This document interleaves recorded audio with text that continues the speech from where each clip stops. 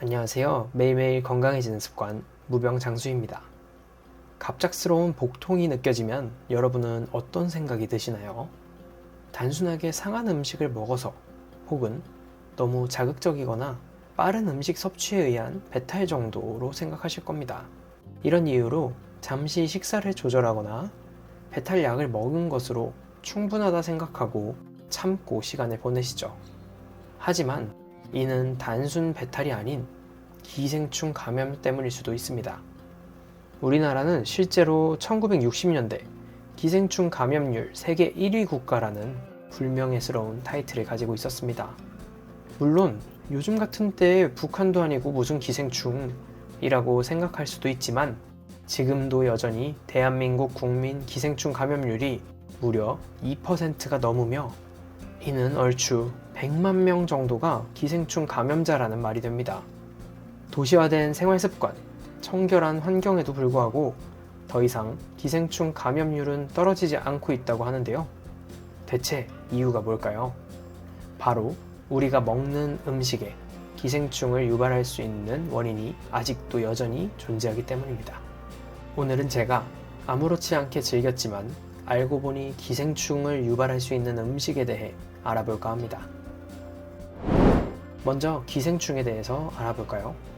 기생충은 다른 생명을 먹고 사는 일종의 유기체로 우리가 먹는 영양분을 섭취하고 공생하는 것을 목표로 합니다.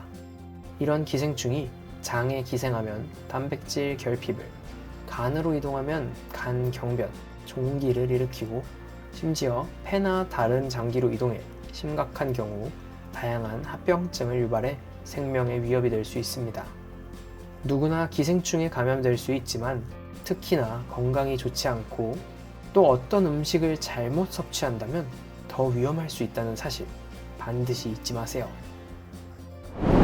기생충 감염을 일으키는 음식 첫 번째, 소 생간. 소의 생간에는 철분, 엽산, 비타민 등 영양소가 다량 함유되어 있습니다.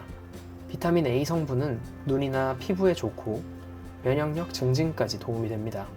심지어 피부 세포를 보호해 노화 방지까지 탁월한 효능이 있죠. 하지만 소 생간은 기생충 감염이 높은 식품으로 알려져 있습니다. 기본적으로 모든 음식을 바짝 익혀 먹으면 기생충에 감염될 위험은 사라집니다. 많은 사람이 생으로 먹는 음식이 위험하다는 것을 알면서도 먹는 건 특유의 맛 때문이죠. 간의 경우도 마찬가지입니다. 생간과 익힌 간은 완전히 다른 음식이라고 봐도 무방하죠. 술안주는 물론 소고기를 먹을 때 서비스로 나오는 생간에는 개회충이 존재할 수 있습니다. 개회충은 소는 물론 개, 오리, 염소 등 다양한 동물의 간에서 발견되며 만약 우리 몸에 들어온다면 폐나 간에 기생하게 되죠. 만약 소의 생간을 먹고 기생충에 감염된다면 몸살이 발생하고 장과 간에 염증이 발생할 수 있습니다.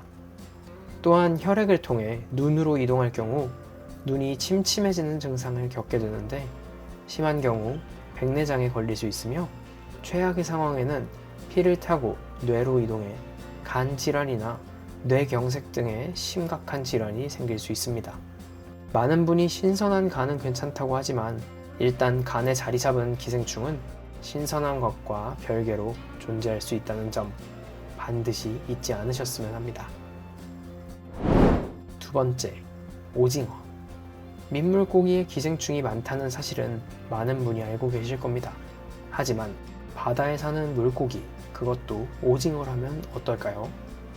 특유의 꼬들꼬들한 식감으로 오징어를 회로 드시는 분도 참 많은데요. 오징어를 생으로 드셨다가는 아나사키병, 우리말로 고래회충병에 걸릴 수 있습니다. 이름이 고래회충이라 고래만 먹지 않으면 괜찮지 않냐 라고 생각할 수 있는데요. 고래는 물론 바다표범, 바다사자 등 바다 포유류 위 내에 기생하는 회충으로 이후 배변을 통해 작은 갑각류에게도 전해지고 이후 이것을 물고기나 오징어가 먹게 되는 거죠. 고래회충은 오징어는 물론 우리가 자주 먹는 고등어, 대구, 청어 등 바닷물고기 내장이나 근육에 기생할 수 있습니다. 1960년 네덜란드에서 처음 보고된 이후 우리나라와 일본처럼 생선을 많이 섭취하는 국가에서 감염이 많이 일어난다고 합니다. 문제는 이 고래회충이 생존력이 너무 뛰어나다는 겁니다. 가끔 소주나 도수가 높은 술과 함께 먹으면 기생충도 죽는다고 말하는 분도 분명히 있으세요. 고래회충은 알코올 성분에 강해 술과 함께 먹어도 죽지 않습니다. 심지어 소금이나 양념에 절여도 살아있을 정도죠. 고래회충은 60도 이상의 열로 1분 이상 조리하거나 20도 이하의 온도에서 24시간 냉동을 시켜야만 죽일 수 있습니다. 만약 사람이 고래회충에 감염된다면 위벽이나 장벽에 붙어 염증을 일으키기 때문에 심한 상복부 통증, 오심, 구토 등의 소화기 증상이 발생하고 심지어 위궤양, 위암 등으로 발전할 수 있습니다. 많은 분이 자연산이라면 다 좋은 것이라 생각할 수 있지만 오징어나 생선류는 되도록 생으로 안 드시거나 드시더라도 양식으로 즐기는 게 좋을 듯 합니다. 세 번째, 민물게장. 밥도둑으로 잘 알려진 게장은 우리나라에서만 먹는 음식으로 알려져 있습니다.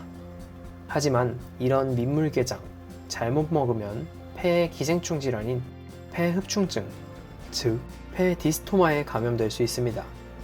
실제로 게장을 만들 때 간장에 오랫동안 담가두는 이유는 맛의 이유도 있지만 15일 이상 간장에 담갔을 때 기생충이 죽기 때문입니다.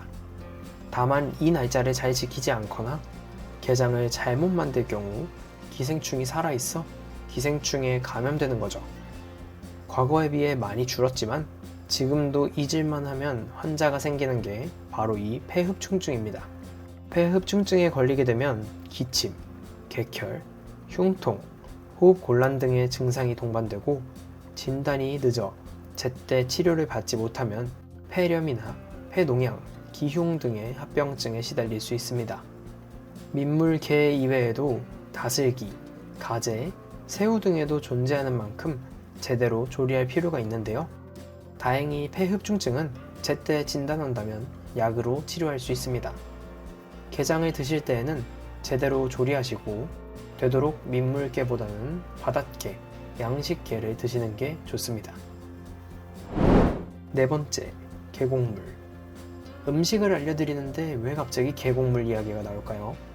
제대로 관리되지 않은 약수 역시 기생충이 발생할 수 있지만 여름철 우리가 아무렇지 않게 계곡물에 씻는 음식 역시 기생충 감염의 원인이 될 수 있기 때문입니다. 예를 들어 계곡물에 수박을 담가둔다거나 야채를 씻는다거나 식기용품을 씻는 것까지 모두 포함되겠죠. 많은 분이 계곡물로 인해 대장균을 의심하지만 기생충까지는 잘 생각하지 못하는데요. 우리 눈에는 보이지 않지만 계곡물에는 이질 아메바, 스파르가늄 등 다양한 기생충이 서식합니다. 이질 아메바의 경우 짧게는 2주, 길게는 1년 후에 증상이 나타나기도 합니다. 감염되면 설사, 발열, 구토 등의 증상이 일어나고 심한 경우에는 대장염이 발생할 수도 있습니다. 스파르가늄은 우리 몸에 들어가면 5주에서 최대 30년까지 우리 몸에 기생할 수도 있습니다. 두통, 하반신 마비, 또 뇌로 이동하게 되면 뇌경색까지 나타날 수 있습니다. 보기엔 깨끗해 보인다고 계곡물을 마시거나 식자재를 계곡물에 씻는 행위는 절대 피하셔야 합니다. 다섯 번째, 생미나리. 마지막으로 다룰 건 생미나리입니다. 이 경우 비교적 최근 연구가 이루어지고 있고 다양한 의견이 있는 만큼 가볍게 보시면 될 것 같습니다. 삼성서울병원에서 정년퇴임한 영상의학 전문의 임재훈 교수에 따르면 생미나리가 간질충을 유발할 수 있다고 하는데요. 간질충은 설명해드렸던 소의 간을 통해 주로 감염되는 것으로 알려져 있는데 이 중간 숙주가 바로 미나리라는 것이죠. 간질충 알이 미나리에 붙어 있다가 사람이 이를 생으로 섭취할 경우 감염 위험이 생기니 꼭 익혀 먹는 것을 추천하고 있습니다. 다만 추운 겨울철에 키워 봄철에 판매하는 미나리의 경우 기생충을 옮기는 달팽이가 겨울철에 살 수 없어 안심하고 먹을 수 있다는 이야기도 있습니다. 그렇다면 평소 즐기는 음식 중 기생충을 예방하는 데 도움이 되는 음식은 뭐가 있을까요? 알리신이 풍부한 마늘의 경우 기생충 퇴치에 효과적으로 알려져 있습니다. 또한 호박씨, 쑥, 호두 등이 기생유충을 죽이고 면역력을 올려줄 수 있습니다. 이 외에도 사과, 식초, 소금에 절인 양배추가 도움이 된다고 합니다.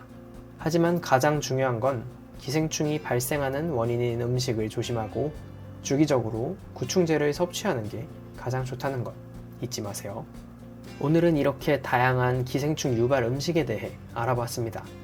막상 내가 먹고 좋아하던 음식이 건강에 위협이 될 수 있다고 하면 아쉬운 생각이 들곤 합니다.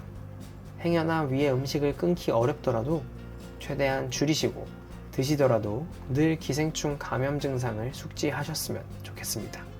오늘 준비한 내용은 여기까지입니다. 오늘 내용이 도움이 되셨다면 주변의 소중한 분들께 영상을 공유해주세요. 영상 끝까지 시청해주셔서 감사합니다. 다음에는 더 알찬 건강 정보로 찾아오겠습니다.